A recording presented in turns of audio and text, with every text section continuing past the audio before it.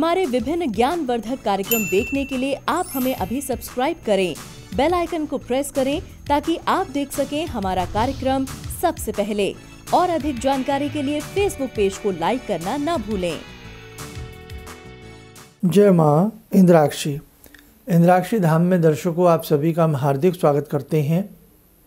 आज के दिन जिन जातकों का जन्म दिवस है, मैरिज एनिवर्सरी है, उन सभी को हमारी तरफ से बहुत बहुत शुभकामनाएं। आज हम बात करेंगे कि संतान यदि कहना नहीं मानती, उसका कारण क्या है और उसका निवारण क्या है। दोनों ही पक्षों पर हमारी चर्चा रहेगी। आइए आज का पहले पंचांग देख लेते हैं। 11 जनवरी सन 2021, दिन सोमवार, पौष मास, कृष्ण पक्ष, संवत 2077। तिथि आज त्रयोदशी है, नक्षत्र ज्येष्ठा है, राहु काल 7:30 से 9, दिशा सूल पूर्व दिशा। आज जन्मे जातक ज्येष्ठा नक्षत्र अर्थात गणमूल नक्षत्र की श्रेणी में होंगे। इस नक्षत्र की विशेष शांति कराई जाती है। अब देखो, संतान हम प्रार्थना करते हैं भगवान से कि हे प्रभु, आपकी कृपा से हमें बुद्धिशाली बच्चे प्राप्त हों, बच्चे वैभववान हों, बुद्धिमान हों, हमारी संतान बहुत आगे बढ़े। और हर माता पिता अपने बच्चे को पढ़ाने में, लिखाने में, खिलाने में, पहनाने में कोई कमी नहीं छोड़ता। जितना हमसे अधिक परिश्रम हो सकता है, हम अपने बच्चों के लिए सब करते हैं। जिन स्कूलों में हम नहीं पढ़े, जिन पुस्तकों को हमने नहीं पढ़ा, जो कपड़े हमने नहीं पहने, चाहे वो कोई भी कारण रहा हो, पैसे की कमी रही हो, कुछ भी हो, माता पिता वो सारी बातें अपने बच्चों को अपनी औकात से ज़्यादा कर देते हैं।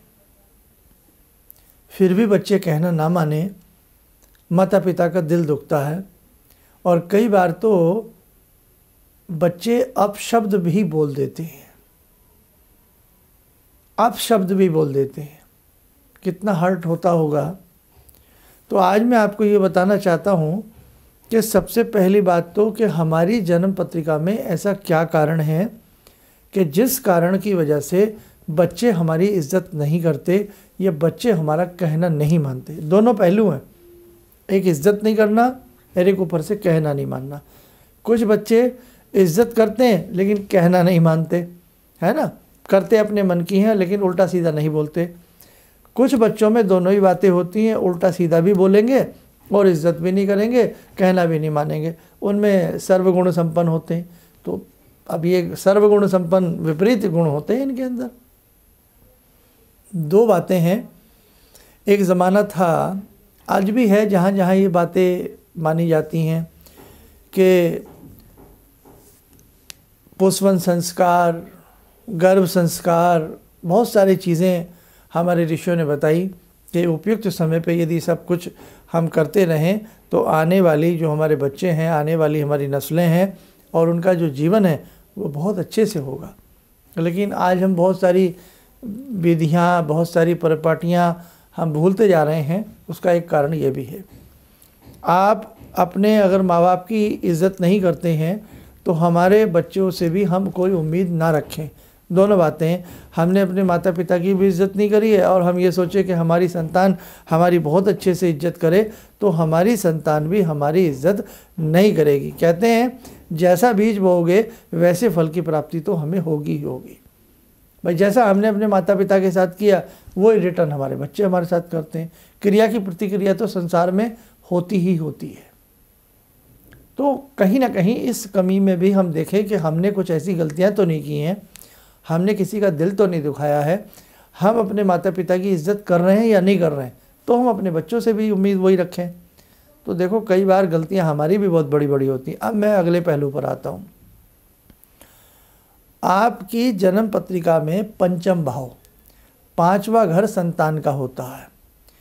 तो एक तो अपनी जन्म पत्रिका जरूर दिखाइए कि ताकि उसका पंचम भाव क्या कहता है। दूसरी बात, पंचम भाव बुद्धि विवेक का भी होता है। जो आपकी संतान है उसकी जन्म पत्रिका का पंचम भाव क्या कहता है, आपकी कुंडली का पंचम भाव संतान की कुंडली का पंचम भाव क्या कहता है, या फिर अकेले अपने बच्चे की कुंडली दिखाई जाए और उसमें देखा जाए कि पंचम भाव क्या कहता है।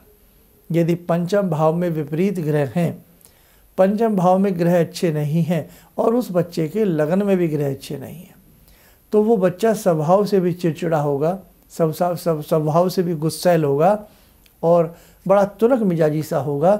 और पंचम भाव में अच्छे ग्रह न होने की वजह से बुद्धि विवेक से वो बालक काम नहीं लेगा। कुछ बच्चों में इससे ऊपर कई गलत व्यसन की आदत पड़ जाती है, गलत उनके अंदर आचरण भी आ जाता है, तो वहाँ पर भी पंचम भाव इस चीज़ का कारक है, पंचम भाव और आपका लगन। कुछ बच्चे बड़ा कटु बोल देते हैं, माँ बाप का दिल दहल करके रह जाता है, तो वहाँ द्वितीय भाव वाणी का सूचक होता है। तो द्वितीय भाव में भी क्या ग्रह बैठे हैं। कहने का भाव, भगवान न करे इस पीड़ा से कोई माँ बाप गुजरे। अगर कहीं किसी के साथ ऐसी स्थिति है तो या तो अपने बच्चे की कुंडली सही बनी है उसकी दिखाइए, अपनी दिखाइए, या फिर केवल बच्चे की कुंडली दिखाइएगा, उससे काफ़ी कुछ चीज़ें आपको समझ में आ जाएंगी। तो ये तो मैंने मोटी मोटी सी बात बताई कि कुंडली में ये सारी चीज़ें छिपी होती हैं, कारण भी है और उसका निवारण भी है। जन्म पत्रिका नहीं है तो बच्चे के दोनों हाथ दिखाए जाएं या फिर अपने दोनों हाथ दिखाए जाएं। वहाँ अपने हाथ से भी काम चल जाता है कि भाई आपने आपका हाथ देख रहे हैं कोई पाविष्ट और उसमें देख रहे हैं भाई क्या कारण है, आपके बृहस्पति कैसे हैं, आपके पुत्र कारक ग्रह मंगल कैसे हैं, आपके गुरु कैसे हैं, या आपके बुध कैसे हैं, है ना, आप मान सम्मान के स्वामी आपके सूर्य कैसे हैं। तो ये सारी चीज़ें अगर आपकी सही हैं तो दिक्कत नहीं आएगी। और यदि आपके बृहस्पति, आपके सूर्य या आपके मंगल इस स्थिति में है तो वहाँ पर भी आपको आपके बच्चों से मान सम्मान नहीं मिलेगा या वो आपका कहना नहीं मानेंगे। एक बात तो तय है। तो ऐसी स्थिति में आपकी हथेली आपकी मदद करती है, आपके हाथ की रेखाएं आपके उपाय बताने में सक्षम होती है। किसी भी व्यक्ति को अपना हाथ दिखा करके आप उस समस्या का निदान जान सकते हैं। ये बातें तो हुई देखने और दिखाने की। अब आप क्या उपाय कर सकते हैं।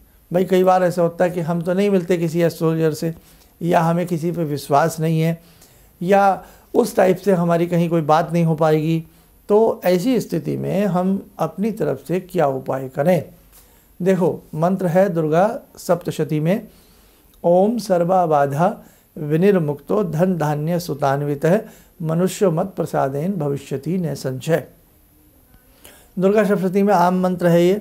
सर्वा बाधा नेट पर डालोगे तो भी मंत्र आ जाएगा।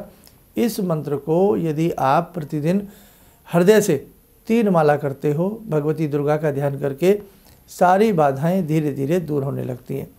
3.25 महीने ये मंत्र पढ़ा जाता है। इसी के साथ साथ हर अमावस्या कम से कम 3 किलो गुड़ और 3 किलो ही कटा हुआ गेहूँ, जिसे हम दलिया कहते हैं, दलिया उबाल लिया जाए और गुड़ अलग से ले आया जाए। किसी भी गौशाला में जाकर के अपने पितरों का ध्यान करते हुए 5 या 3 अमावस्या ये गौ माता को जाकर के खिलाया जाए। अच्छी रिलीफ मिलता है, अच्छी राहत मिलती है। और हर मंगलवार जो संतान कहना ना माने, हनुमान जी के बाएं पाँव का तिलक उन बच्चों के मस्तक पर लगाया जाए। इससे बहुत अच्छा रिजल्ट धीरे धीरे प्राप्त होता है। नियम बना लो, जब भी बच्चों को कुछ खाने पीने को दो, दूध दे रहे हैं, पानी दे रहे हैं, चाय दे रहे हैं, आटा बना रहे हैं, खाना बना रहे हैं, गायत्री मंत्र पढ़ करके दें। आपने चलते फिरते गायत्री मंत्र पढ़ रहे हैं, आप खाना बना रहे हैं तो गायत्री मंत्र पढ़ रहे हैं। क्यों? गायत्री मंत्र सद्बुद्धि का मंत्र है, सदचेतना का मंत्र है, ऊर्ध्व चेतना का मंत्र है। गायत्री मंत्र व्यक्ति की बुद्धि को व्यवस्थित करने वाला मंत्र है। गायत्री मंत्र प्राणों में जान डालने वाला मंत्र है। गायत्री मंत्र जीवन को व्यवस्थित करने वाला मंत्र है। गायत्री मंत्र महामंत्र है। तो आप ध्यान रखें, अगर आप ऐसा भी कर लें कि आपने एक कटोरी में थोड़ा जल रख लिया और बहुत ध्यान से पूर्व दिशा की तरफ बैठे, माँ गायत्री का ध्यान करते हुए, सूर्य देव का ध्यान करते हुए, यदि आप 40 दिन या 3 महीने या 4 महीने गायत्री मंत्र की 1 माला या 3 माला करते हैं और उस जल में फूंक मार के वो जल इस भावना से पिलाएं कि ये बच्चा मेरा कहना मानेगा, ये बच्चा बुरे रास्तों से हट जाएगा, तो आपको बहुत अच्छा इसका रिजल्ट दिखाई देगा। तो आज मैंने बहुत ज़्यादा उपाय नहीं बताए हैं, इन उपायों में से करें। और एक चीज़ और ध्यान रखें, फिर भी यदि कोई बात नहीं बनती है या कोई दिक्कत आती है तो आप अपनी या उस बच्चे की जन्म पत्रिका यदि नहीं है तो फिर हाथ की रेखाएं का अवलोकन करा लें। इससे कहीं ना कहीं आपको महसूस हो जाएगा कि उस समस्या का निवारण यदि सुलझे हुए वो ज्योतिष होंगे तो आपको बहुत अच्छे से दे सकते हैं। एक चीज़ और ध्यान रखें, यहाँ मैं बता दूँ आपको, बच्चे जिस रूम में सोते हों उनके पाँव दक्षिण दिशा में नहीं होने चाहिए। आप जिस रूम में सोते हैं आपके पाँव दक्षिण दिशा में नहीं होने चाहिए, ये भी ध्यान रखें। आपके बच्चे भोजन जब करते हैं तो भोजन करते समय भी उनका दक्षिण की तरफ मुख नहीं होना चाहिए, क्योंकि दक्षिण की तरफ मुख करके भोजन करने से भी भोजन के जो गुण हैं उनमें कमी आती है। और भोजन कहते हैं ना, जैसा खाए अन्न वैसा होए मन। कोशिश की जाए कि आपके बच्चे जूता चप्पल पहन करके भोजन ना करें। आजकल स्टैंडिंग लाइफ है, खड़े खड़े हम खा लेते हैं या जूता पहने पहने हम भोजन कर लेते हैं। कर लें, जैसे मर्जी कर लें, आपका जीवन है, लेकिन ऐसी स्थिति में हम प्रयास करें कि आपका बच्चा जूता चप्पल पहन करके भोजन कतई ना करे और उत्तर दिशा में भोजन कराइए या पूर्व दिशा की तरफ मुख करके आपके बच्चे शयन करें या भोजन करें तो बहुत अच्छा रहता है। अब पूर्व दिशा की तरफ कैसे, वो बता देते हैं। सोते समय या तो उनका सिर पूर्व दिशा की तरफ हो या सोते समय उनका सिर जो है दक्षिण दिशा में हो। दक्षिण दिशा में सिर होगा तो पाँव नॉर्थ में चले जाएंगे, ईस्ट में सिर होगा तो पाँव पश्चिम में चले जाएंगे। ये आप इस तरह की व्यवस्था बनाएं। और जिस रूम में आपका बच्चा सोता है, पढ़ता है, उस रूम के रंग का भी ध्यान रखें। बहुत ज़्यादा काला कलर, बहुत ज़्यादा नीला कलर, बहुत ज़्यादा डार्क कलरों से उस रूम को बचाएं। सौम्य कलर जैसे लाइट येलो हो गया, वाइट रंग हो गया, इस टाइप के सौम्य हल्के कलर उसके रूम में रखें। उसके कपड़े जैसे पिल्लोज कवर हैं, बेड शीट्स हैं, हल्के रंग की रखें। मतलब उग्रता में उग्र रंग, गाढ़े रंग, तीखे रंग उसके कमरे में, उसके सोने पीने में, उसके भोजन में, उसके शयन में इस प्रकार की चीज़ें शामिल ना करें। बस आज के लिए तो मैं आपसे इतना ही कहना चाहूँगा। और बाकी इस प्रकार की जो भी और बातें हैं वो अलग अलग पार्ट्स में आप हमसे सुनते रहिए, जानते रहिएगा। मुझे विश्वास है आप कुछ करेंगे, आपको लाभ ज़रूर मिलेगा। आइए साधुओं, समय हो चला आज की ध्यानमाला का। आज की ध्यानमाला में जुड़ते हैं भगवान शिव शंभु से। ओम आत्मा त्वं गिरिजामति सहचरा प्राणा शरीरं गृहं पूजा ते विषयोपभोग रचना निद्रा समाधिस्थिते संचारा पदयो प्रदक्षिण विदेः श्रोत्राणि सर्वागिरो यद्यात् कर्म करोमि तद्दखिलं शम्भोस्तवाराधनम् चन्द्रोद्भासितशेखरे स्मर हरे गंगाधरे शंकरे सर्पे भूषितकण्ठकर्णविवरे नेत्रोत्तवे स्वानरे दन्ते त्वकृतसुन्दरां वरदरे त्रैलोक्यसारे हरे मोक्षार्तिं कुरु चित्तवृत्त्यमचलं मन्येस्तु किं कर्म वे वन्दे देव उमापतिं सुरगुरुं वन्दे जगत्कारणं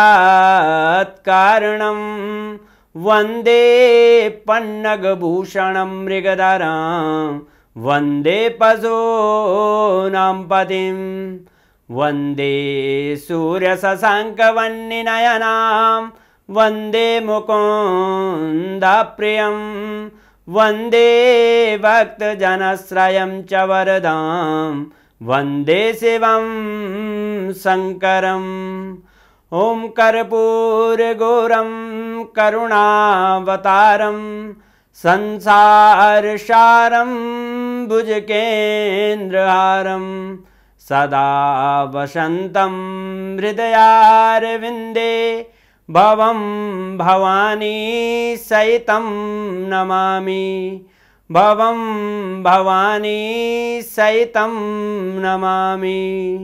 कवच बना लें, ध्यान करें, शिव शंभु का आशीर्वाद हम सबके ऊपर बरस रहा है।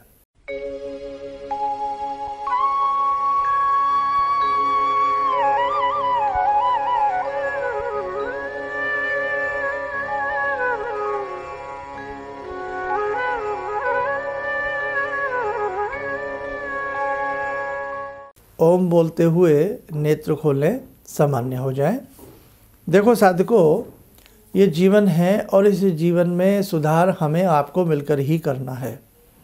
आपको भगवान न करे कोई पीड़ा हो बच्चों की तरफ से, तो मैं राय देता हूँ कि वैदिक जन्म पत्रिकाएँ आप कहीं से भी बनवा सकते हैं और इसके लिए हमारे संस्थान में भी वैदिक जन्म पत्रिकाएँ बनाई जाती हैं। यानी कि जब बच्चों की बनने आती है और यदि ऐसी कोई समस्या से आप ग्रसित हैं, तो उस समय जब हम आपसे फ़ोन पे बात करते हैं, आप हमसे बात करके ये सारी डिस्कस करें, तो कुछ ना कुछ और अच्छे उपाय, कहीं ना कहीं अच्छा दिमाग लगा करके सॉल्यूशन है, रास्ते हैं, सब चीज़ें निकाली जा सकती हैं।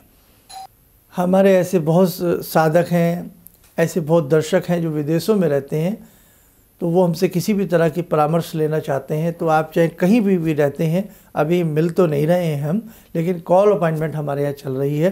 किसी भी समस्या के समाधान हेतु आप हमसे कॉल अपॉइंटमेंट ले सकते हैं और उसके माध्यम से अच्छे से परामर्श ले सकते हैं। इन्हीं शब्दों के साथ हम अपनी वाणी को विराम देते हैं। जय माँ इंद्राक्षी। अब मेरा बेटा है जो चार्टर्ड अकाउंटेंट है अभी, तो वो क्या था, मेरी कोई बात नहीं मानता था।